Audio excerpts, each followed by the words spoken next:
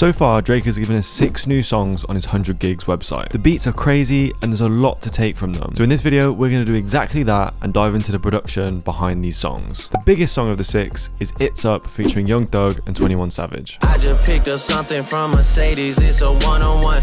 As you can hear, it's hard, dark and synthy, a sound Drake has been tapping into a lot since For All the Dogs. Now when I make these types of beats, I like to use a different workflow. Since there's not a lot of music theory involved, I like to click in a simple progression and click through sounds on my synth, messing around with things until I find something that I like. I'll record it all into Edison and then piece it together afterwards. So the main sound is this gritty synth key. Then I did 2 leads from the recordings, put a distortion on one to make it stand out, and chopped both so they have a call and response effect. Next, I went back to the cluster of recordings to find something to use as an accent.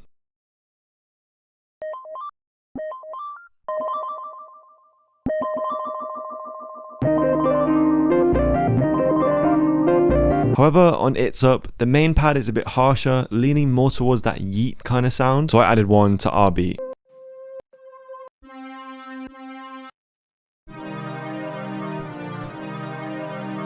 Next, I still wanted to add more textures. So I bounced the 2 leads to audio, first tried speeding it up and reversing it. That didn't sound good, so then I did the opposite by slowing it down, and that instantly sparked some creativity.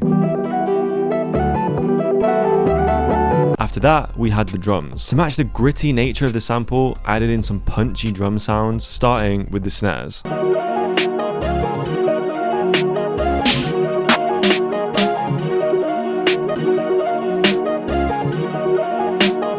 Then I continued that, adding an 808, hi-hat and some percussion. However, the beat was sounding a bit off and I couldn't exactly pinpoint what it was. So I did what I usually do when this happens and just messed around with it. Adding that halftime made something click in my brain. It made me think less is more, so I started stripping away the leads and sounds like that. After that, I was adding some extra drum sounds, but it still wasn't sounding exactly how I wanted it to. When it gets like this, deep down I know it's time to take a break and leave it for a while. I think when you're listening to something over and over again, it can fatigue your ears and everything just ends up sounding bad. So here's how I finished it up later on and made it perfect. First, as I mentioned earlier, I knew it needed stripping back a bit. The leads in particular were too fast. Also, the main chords sounded better when they had that halftime on it, so instead I just manually stretched them to half speed.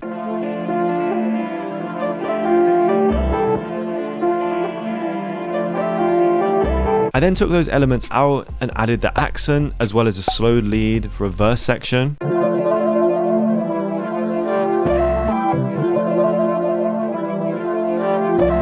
Now for the drums, I kept the main bounce the same with some hats, snare and a kick. Added in some subtle perks. Second to last, I spaced out the 808 a bit more than I did originally.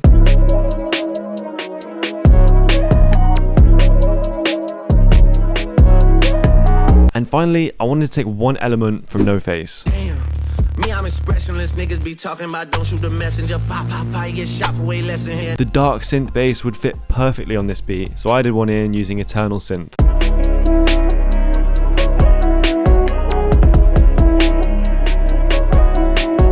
Now we all know the way Drake has dropped these songs is pretty unorthodox, but for one of the biggest artists in the world, he can do what he wants. However, for artists like me and you, we need all the help we can get. That's why I wanted to speak to you guys about distrokid and TikTok's new partnership. Everyone knows TikTok is vital for anyone promoting music, as I've seen countless artists and producers blow up on there. With distrokid's new TikTok artist account, you can upload songs directly on there. You'll get a special music tab where people can find your music all in one place. You can pin new releases to your profile. And one feature that I absolutely love is the by artist labels, which lets everyone know that you created that sound. If you already use distrokid, then head over to distrokid.com/TikTok to get exclusive access to your TikTok artist account. And of course, if you're not already, when you sign up for distrokid, you get all the usual features, things like being able to release music on all DSPs, and it starts at less than $2 a month. Hit the link below and get 7% off your first year. Next, I made a beat inspired by my favorite song from the second 100 gigs drop.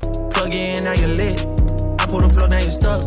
I used the same initial approach that I did with the first beat. I created a quick chord progression and recorded sounds from my synth straight into Edison. However, this time I used mostly mono sounds, meaning when I was playing chords, it would only take one note from them. First, we have the main lead that you can hear in the song.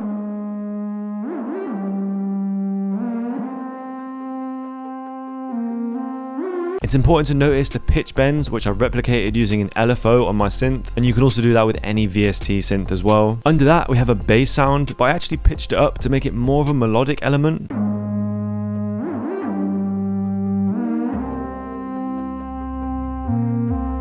Then finally, for this section, we have a bunch of accents.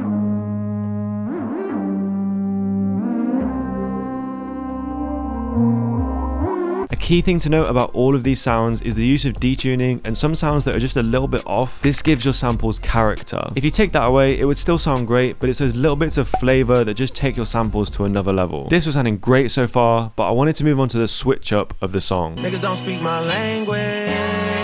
I opened up the vintage upright room preset from Layer's Legacy. I also layered it with an organ one shot.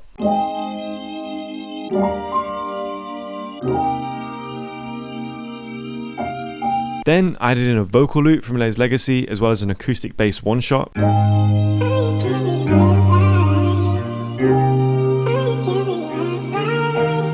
Now all that we had left to do was to add some real instrument phrases from Layer's Legacy. I dropped in a piano and string, leaving us with this.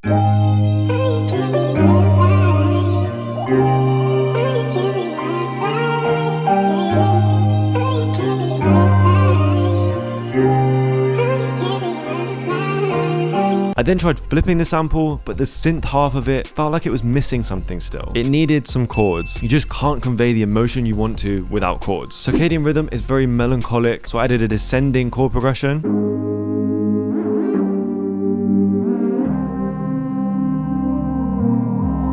Now it was time to flip it. I wanted to do some drums like you can hear on SOD. I'm watching the moves, playing it close. First, a clap and hi-hat. Never do too much, because Drake is famous for letting people know to take elements out of their beats. A lot of times when I'm making beats for Drake and I put little vocal chants or vocal sounds, he always asks me to take them out. Then all I added was a classic Zay 808.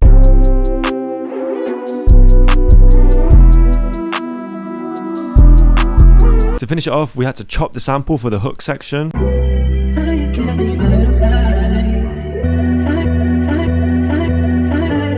And finally, the synth elements come back in for the hook. This time they're pitched up and I brought the volume down a little bit as well.